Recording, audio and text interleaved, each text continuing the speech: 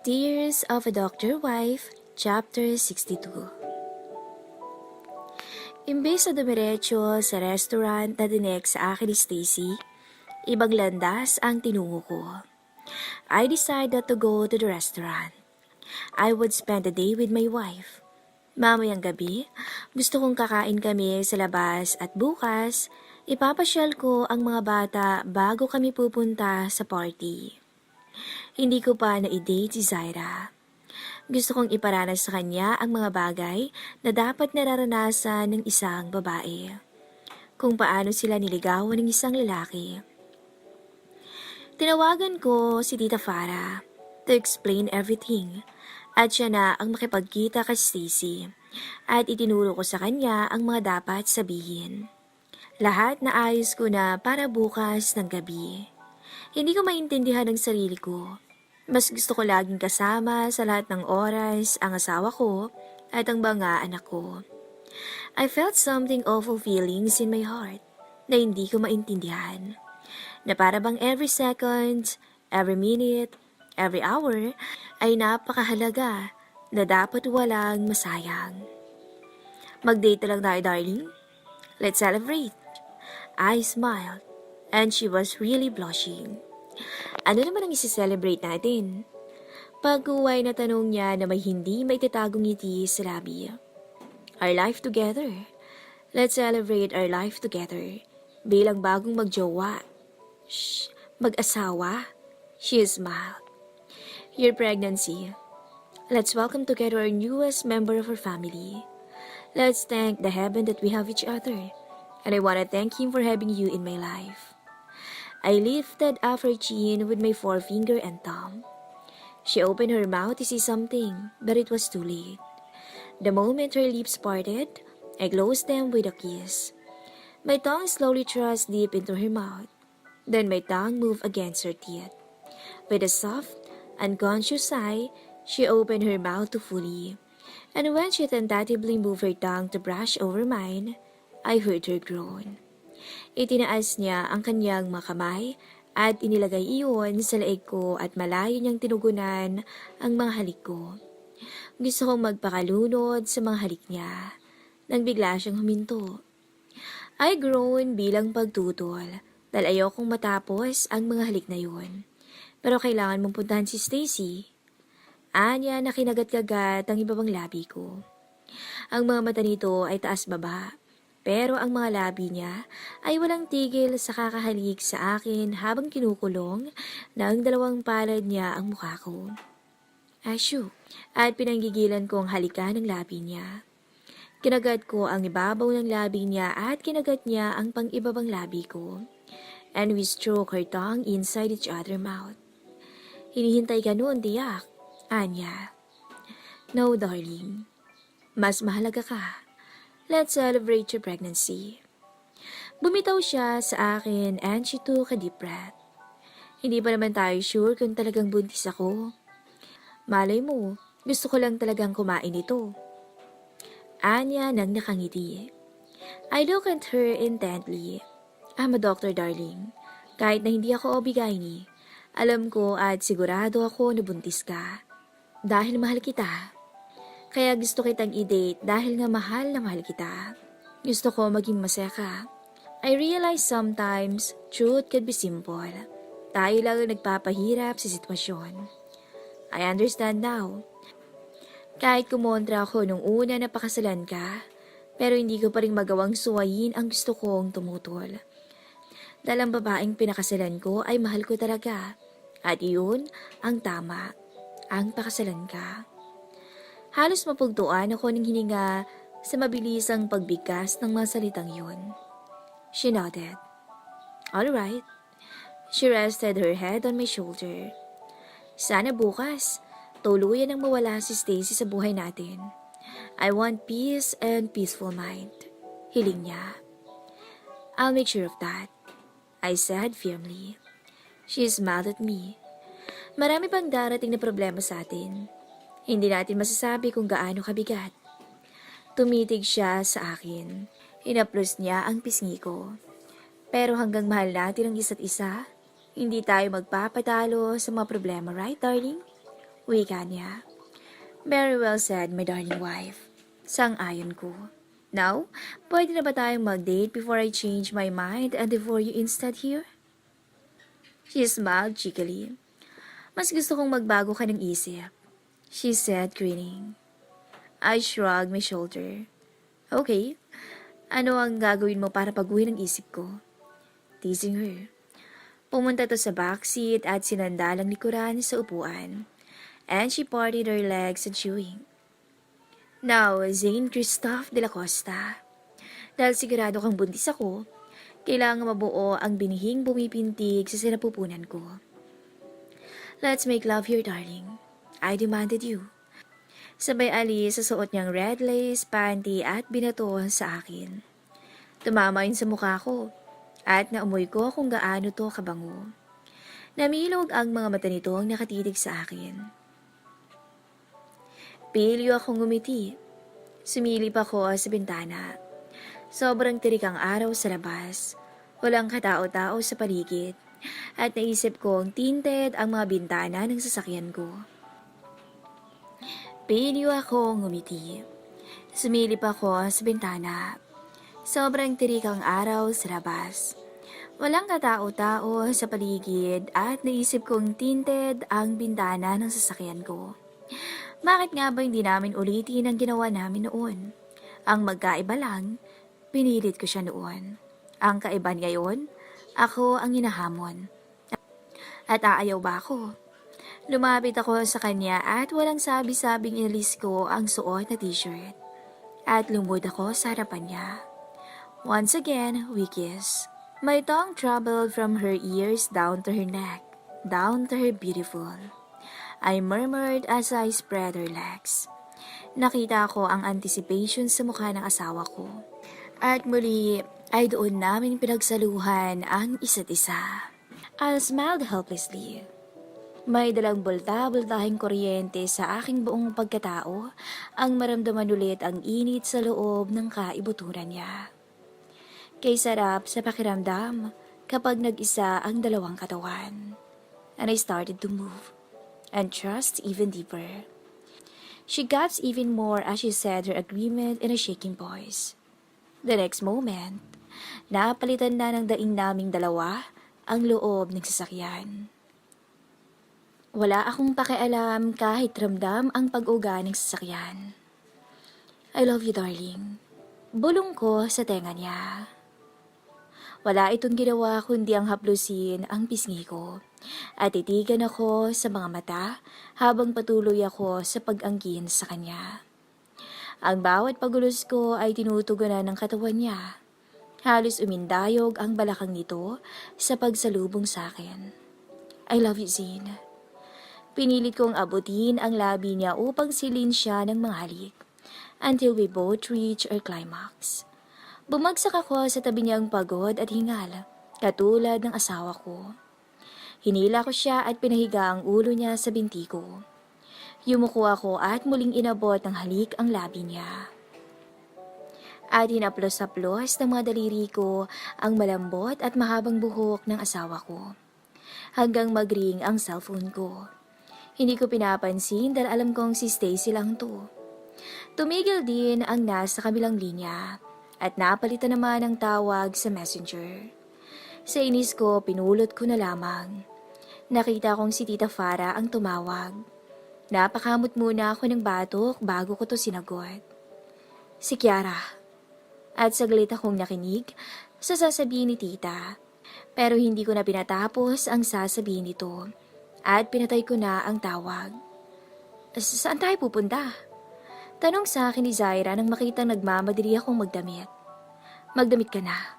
Pupunta tayo ng ospital. I have to see Kiara. Tumawag si Tita. May nangyari sa bata. I paused, seeing the disappointment on her face. Saglit lang tayo. Sisilipin ko lang ang bata kung ano ang nangyari. Pagkatapos i-date pa kita. But I can't ignore Kiara. I'm your doctor. Please understand, darling. I beg. Tita Farah sounded so upset over the phone. Baka may nangyari sa bata. Baka naman gawa-gawa lang yun ni Stacy para pumunta ka talaga. Tila may inis ang tinig nito at patabog na bumangon mula sa pagkakahiga sa binti ko. Don't worry, darling. Tapos na ang problema natin bukas. I make sure of that. I said with certainty in my voice. Hinaplos ko ang pisngi niya kasama doon ang assurance na ikinangiti niya. She nodded. Nagbihis na rin siya. Habang ginagawa niya yun, ay pinagmamasdan ko siyang mabuti. She looked like a goddess. She's so beautiful. Chapter 63.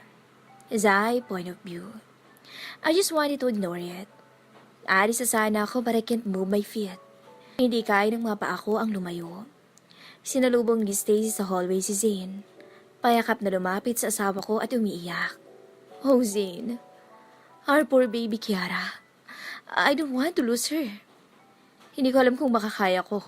Oh God. Nangungunyapit ang mahigpit sa leeg ni Zane si Stacy. Matalim na titig ang pinupukol ko habang nakamasid. I was 15 feet away from them. Nagpaiwan ako sa baba kanina dahil bumili ako ng mga 10 pregnancy kit sa butika para makasiguro ako na tama nga ang hinala ni Zane na maaaring nagdadalang tao ako bago magpunta sa OB-GYN for monthly check-up. Ang maldita. Mayinang bulalas ko. Kung hindi lang nagdududa si Zane na buntis ako, baka kanina ko pa siya sinugod at nginudngod sa tile floor. I flip my hair at pinaypay ko ang 2 kamay sa mukha. Patient bigay. That's all you need. Kumbinsi ko sa aking sarili. Kahit sobrang nagre-rebelde ang puso ko, kahit gusto ko nang manapak. Eyes smirked. Payak-iyak, akala mo talagang totoong mga luha ang nasa mga mata niya. Plastic. Masunog ka sana. Naiinis na bulong ko sa aking sarili. Mas lalo pa niyang idinikit ang kanyang katawan sa asawa ko. Pansin ko ang pagkairita sa mukha ni Zane. Pero tong si Stacy ang dumikit-dikit. Zane have a sigh. Andun ang iritasyon. It's alright. Kiara will be fine. I'll give her my best. Wika ni Zane na may katiyakan ng tinig. Hinagod pa niya ang buhok ni Stacy na tila ba concern na concern. Wala namang balak tumigil sa pag-iiyak si Stacy. Mas isinubsob pa niya ang kanyang mukha sa dibdib ni Zane. I hope she will find. Anya tumagulgol ulit at sinuntok-suntok sa dibdib si Zane. I hope it lasts. I know it's really hard to cope with her illness but I always believe in miracle. Gagaling si Kiara, oh God. Help us our daughter. Kaartihan na wika nito. Tabaan sana ng kidlat. Hindi mo lang kinalabutan na banggitin ang pangalan ng Diyos. Ang kapal talaga ng kanyang pagmumuka. Mas makapal pa sa balat ng buhay ang mukha ni Stacy. But suddenly, I felt jealous sa mga pahagod-hagod ni Zane sa likod ni Stacy. Hindi ko maintindihan ang change of mood ko lalo na ang damdamin ko. Basta na lang kasing tumulo ang mga luha ko. Kahit kunwari lang ang pinapakita ni Zane kay Stacy, nasasaktan ako. Para sa akin hindi acceptable. Siguro nga talagang buntis ako, kaya nagiging emotional ako. Napapabuntong hininga ako at pinalis ng madaliri ko ang mga luhang dumadaos-dos sa pisngi ko. Sometimes the questions are complicated and the answer is simple. Why I bothered myself? I trust my husband now at yun ang dapat kong gawin ang pagkatiwalaan siya. I look at them for one last time bago ako tumalikod. Feel ko ang magpa-makeover. May mga ATM and credit cards na binigay sa akin si Zane. Gusto kong mag-shopping para sa susuotin ko bukas. Papatalo ba ako? Gusto kong paghandaan ang magaganap na eksena bukas.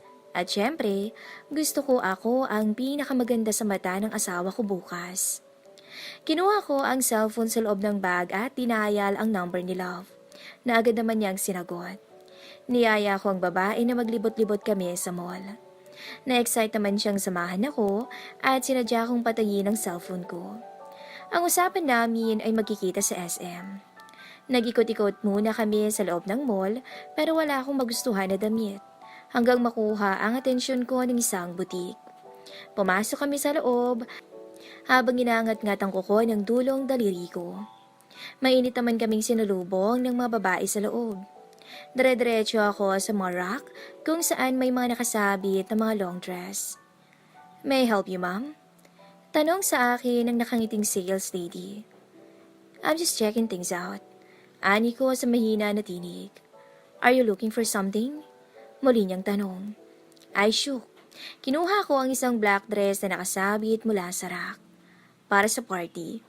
Ngumiti ito. Inagod ako ng tingin mula ulo hanggang paa.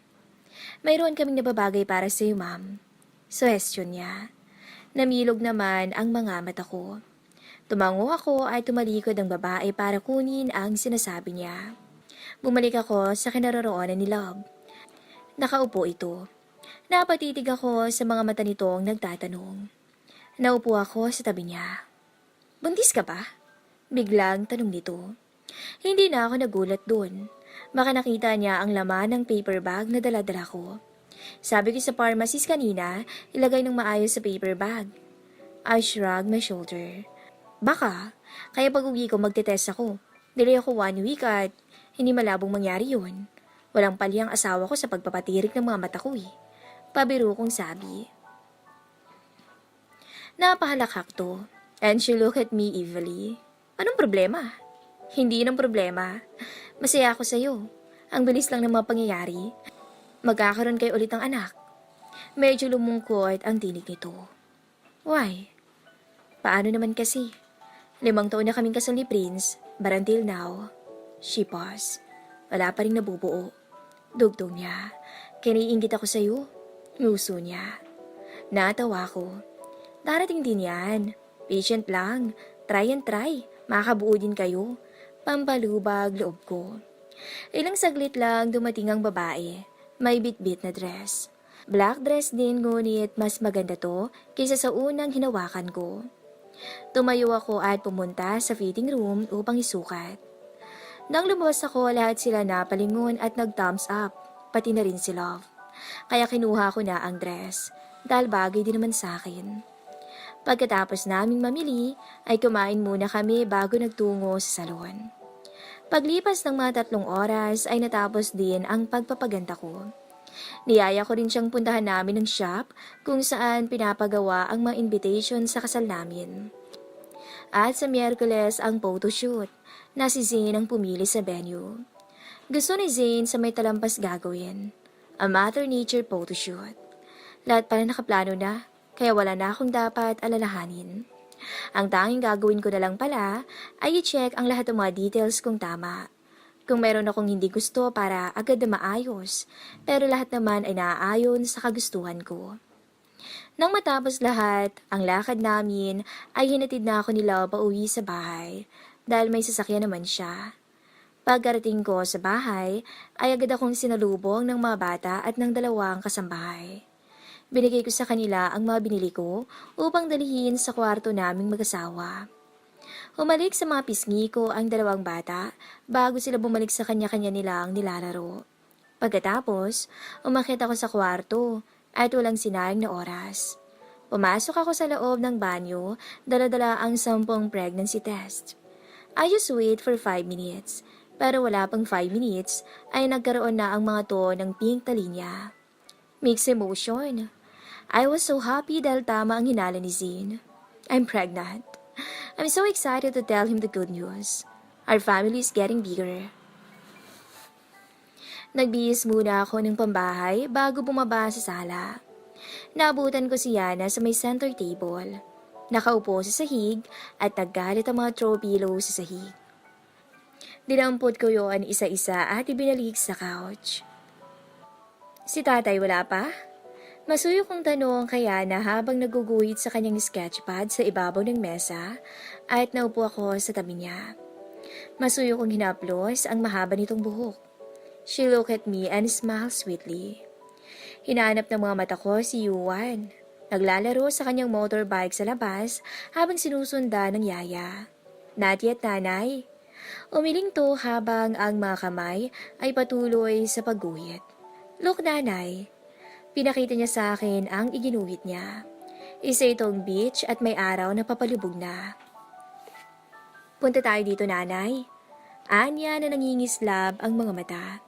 Sabihin mo kay tatay mamaya pag uwi niya. I said happily. Tumayo to at nagtatalon. I will tell tatay. Pag-uwi niya, she said excitedly at pinaliguan ako ng mga halik sa pisngi.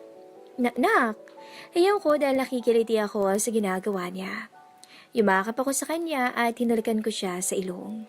Dito ka lang, magluluto lang ako ng dinner natin, okay? Ginulo ko ang buhok niya. Wow, nanay, miss ko na yung luto mo. Ngayon pa lang nagugutom na ako. Anya nakangisi. I pinch her both cheeks. Binubola mo pa ako. Sa kanilang dalawang magkapatid, siya ang bolera, si Yuan silent kid. Magsasalita lang yun kapag inunahan mo.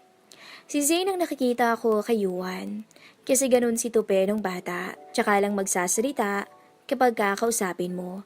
Tapos ang hirap pangitiin na minana talaga ni Yuan sa kanyang ama.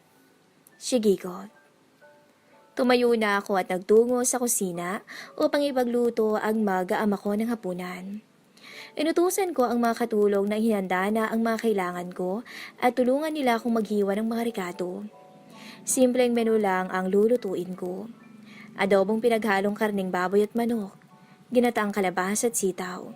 Gagawa rin ako ng beef steak at salad na ampalaya na lalagyan ko lang ng corn tuna. At syempre, hindi mawawala ang bulalong baka. Masaya ako habang nagluluto. I felt inspired. So much inspired. Makalipas ang 1 oras na pagluluto ay natapos din ako. What's for dinner? May bisita ba? Ang dami mong niluto.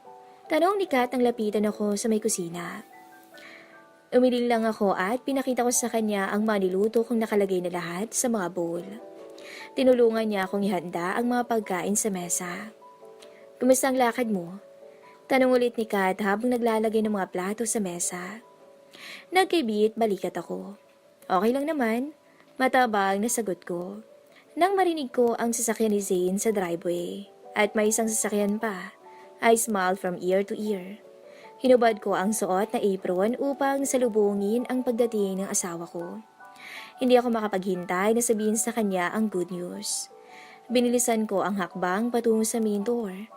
Naabutan kong andoon ang 2 bata. Subalit nahinto ako sa paghakbang na may kasama itong batang babae. Mahigpit ang kapit ito sa kanyang mga kamay. Nahabag ako sa itsura ng bata. Maputla at malamlam ang mga mata. Italyana ang kanyang ganda, kaya malabong anak ito ni Stacy at malabong malabo na anak ni Zane. Hindi sinasadyang lumampas sa ulo ni Zane ang tingin ko. And it was then I saw her. Ang babaeng nagpapakulo ng dugo ko. Naningkit ang mga mata kong nakatingin sa kanya. Parang sasabog ang damdamin ko sa galit. Kaya pala natagalan ng hinuyupak na to. Dahil may balak dalhin ang babaeng to. What she's doing here again in my house? Lumakad to patungo sa kinaroroonan ko. Hi, masayang bati nito. What brings you here? Instantly, I was on guard at Stacy's familiar stone. Napasimangot to. Don't worry, sinumaan ko lang ang bata to meet her siblings. The DNA was positive. May pagmamayabang sa tinig nito. May karapatan naman siguro na tumira ang anak ko dito, right? Dagdag pa niyang sabi. I smirked. Dumismit ako. Pinanlakihan ko ng mga mata si Zane. Lagot ka sa akin mamaya. But he winked at me in a conspiratorial way. At alam ko ang naisipahiwatig ng kindat na yon. Pero hindi ito matanggap ng dibdib ko. Akala niya kinagwapo niya. Dahil sa ginawa niya, lalo lang nagpupuyos ang damdamin ko sa inis. Nawalan na ako ng gana na sabihin sa kanya na positibo akong buntis. Padabog akong tumalikod. Bahala siya sa buhay niya. I was too angry to trust myself to speak. Hindi malang tumawag sa akin kung papayag ba akong isama si Stacy. At hindi ko inaasahan ang muling pagsulubot nito. Kahit ano pang idahilan sa akin ni Zane, wala akong pakialam. Basta paalisin niya si Stacy. Umiinit ang ulo ko. Zaira! Sigaw ni Zane, ngunit mabilis akong humakbang patungo sa aming silid. Agad ko tong binuksan at isinara at nilakang pinto. Habol ko ang aking paghinga. Kinatok ni Zane ang pinto mula sa labas. Alright, Zay. Si Kiarang humiling na kasamang mami niya. Hindi ako makahindi dahil umiiyak ang bata. Talk to me now, please. Hanap ako ng hanap sa ospital kanina para ihingi ang permiso mo. Pero wala ka dun at hindi kita makontak. Napangiti ako sa sinabi niya. Naramdaman kong may takot na ang lalaking to sa akin. Pues, pahihirapan kitang bokong ka. I giggled with that idea. Okay, pero lalabas lang ako pag nawala na sa paningin ko si Stacy. At ikaw, asikasuhin mo ang mga bata. Patulugin mo bago ka pumunta dito sa silid natin. Magbalat ka ng buli mga 200 piraso. Naintindihan mo ba ako, Mr. De La Costa? Mariin kong wika. Narinig ko ang mga pagbuntong hininga niya. Okay, pagsang-ayon niya. Ipapabalat ko sa mga kasambahay. No! Malakas na hiyaw ko sa loob. Hindi ka bingi, di ba? Sabi ko, ikaw ang gagawa. 200 piraso. Walang labis at walang kulang. What? Wat-watin mo ang mukha mo. Binuntis mo ako kaya magtiis ka. Positive ako. Natahimik saglit sa labas ng mga ilang segundo. Maya-maya, malalakas na katok na ang ginawa niya sa labas. Tama nga ako si instinct ko. You're pregnant, my darling wife. Open the door, please. Gusto kitang yakapin, please. He begged. Hindi, mariin kong sabi. Gawin mo muna ang pinapagawa ko bago ka makapasok. Pagmamatigas ko. Zaira, tawag niya sa pangalan ko. Ako naman ay tuwang-tuwa na lumakad. Ipinag-cross ang mga braso ko sa aking dibdib, patungo sa kama at naupo sa gilid. Wala siya nung panahon na naglilihi ako sa kambal. Well now, pihirapan ko siya. Pabagsak kong inihiga ang katawan sa malambot na kama, habang dinig na dinig ko ang pakikiusap niya sa labas. Pahihirapan talaga kita, Dok. Hindi mapawi ang mga ngiti ko sa labi.